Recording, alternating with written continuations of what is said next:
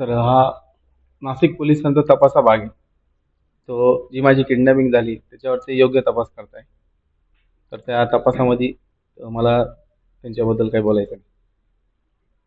आता आपल्याकडं कर्नाटकामध्ये पोलीस अधीक्षक रामराजन यांनी पत्रकार परिषद घेतली. त्याच संदर्भामध्ये श्रीकांत सर आपल्याकडे नाशिकमध्ये दाखल झाले. तुमच्याशी बातचीत करताय. एक परवाशी जे काय आमच्या बेळगाव जिल्हा पोलीस म्हणून एक प्रेसमेट घेतली होती पत्रकार परिषदेमध्ये. त्या ठिकाणी ते इथलं बेळगावमधलं आपलं पोलीस पथक दाखल देखील झालं होतं. त्यांना त्यांच्याप्रमाणे त्यांनी जे काही चौकशी करायची होती त्या इथल्या नाशिकचे पोलीस स्टेशन आणि विशेष पोलीस पथक त्याप्रमाणे त्यांनी करायला लागले. पण ह्याच्यामध्ये मुद्दा असा उपस्थित झालेला आहे, कारण हे जे प्रकरण दाखल झालेलं आहे ते अपहरण, मारहाण आणि ह्याच्याबद्दलचं आहे. बेळगाव पोलिसांना फक्त चौकशीसाठी बोलवलं होतं या ठिकाणी. पण त्यांचं म्हणणं आहे की आमच्याकडे गुन्हा दाखल झालेलाच नाही आहे, त्यामुळे आम्ही ह्याच्यामध्ये आम्ही कशा प्रकारे ते लोक पुढे जातील. सर, जर का बेळगाव पोलीस याच्यामध्ये तपास करत असतील तर मी तिथे रॉबरीचा गुन्हा दाखल करू शकतो. मी करायला तयार आहे. कारण इथं अपहरणाच्या संदर्भात महाराष्ट्र पोलिसांनी एसआयटी स्थापित करून त्याच्यावर तपास ते त्यांचे चांगल्या योग्य पद्धतीने करत आहेत. परंतु कर्नाटकाच्या पोलिसांचं म्हणणं आहे की आमच्याकडे जोपर्यंत तक्रार दाखल होत नाही तोपर्यंत आम्हाला पुढील दिशा तपासाचे ठरवता येत नाही. तर त्यामुळे तुम्ही कर्नाटकमध्ये जाऊन तक्रार दाखल करू शकतात का? करता का तुम्ही? हो, जर का ते तपास करत असतील कर्नाटक पोलीस तर मी तिकडे गुन्हा दाखल करायला तयार आहे. तुम्ही कर्नाटक किंवा गोवा पोलिसांना जे उत्पत्तीचं स्थान गोवामधून कंटेनर निघाले चोरले घाटामध्ये हे कंटेनर लुटले गेले असे जे संबोधित जात आहे या संदर्भात आपण कर्नाटक आणि गोवा पोलिसांना काय आवाहन करा?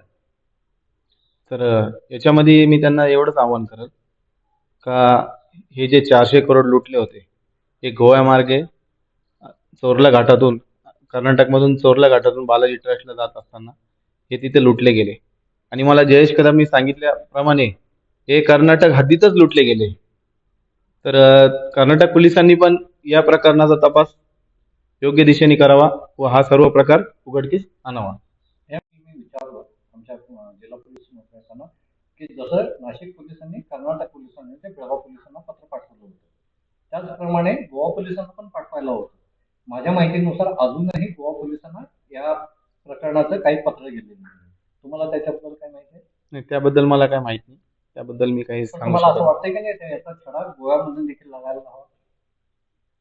तर आता त्याबद्दल मला काय बोलता येणार नाही. पण हे कर्नाटक पोलिसांनी जर का हे प्रकरण हातात घेतलं तर या 400 कोटीचा छडा ते लावू शकता असं मला वाटतं. मला एक विचारायचं आहे, ह्या प्रकरणामध्ये तुमचा कुठलाही संबंध नाही आहे. तो किशोर सावळा कोण जो फरार आहे तुमचा संबंध आहे, मग तुम्हाला कसं काय गोवण्यात आलेलं आहे? तर आता याच गोष्टी मला माहीत पडल्या पाहिजे अशी माझी पोलिसांकडे मागणी आहे. अद्यापही काही गुंतागुंतीचे प्रश्न आहेत एकदम सांगायचं की एवढे दिवस झाले, याच्यानंतर एवढे दिवसानंतर गुन्हा दाखल झाला, FIR दाखल होते, याच्यामागचं कारण काय असेल? तर मी 17 डिसेंबरला जो अर्ज दिला त्याच्यावर 19 डिसेंबरला जयेश कदमची स्टेटमेंट झाली. जयेश कदमवर त्यावेळी कोणताही दबाव नव्हता. त्यांनी स्वतः मनमर्जीने ती स्टेटमेंट त्याची दिलेली आहे. त्यांनी सर्व काही स्पष्ट सांगितलं आहे की हा सर्व प्रकार घडला. त्या व्हॉट्सअप कॉलच्या 27 मिनिटांमध्येच त्यांनी सर्व प्रकार काही मला फोनवर सांगितला आणि मला 22 तारखेला त्यांनी घोटीला भेटायला बोलवलं. आता सर्वसाधारण एकंदरीत हे प्रकरण असं बघता की नाशिक म्हणजे महाराष्ट्र पोलीस इथं फक्त हा अपहरणाचा गुन्हा दाखल होतोय, परंतु खऱ्या रॉबरी 400 कोटी होते का 1000 कोटी होते याचा तपास कर्नाटक किंवा गोवा पोलीस करतील. त्यांच्याकडून हा पुढील निष्पन्न होईल. आपण बघूया पुढे काय घडामोडी होतात.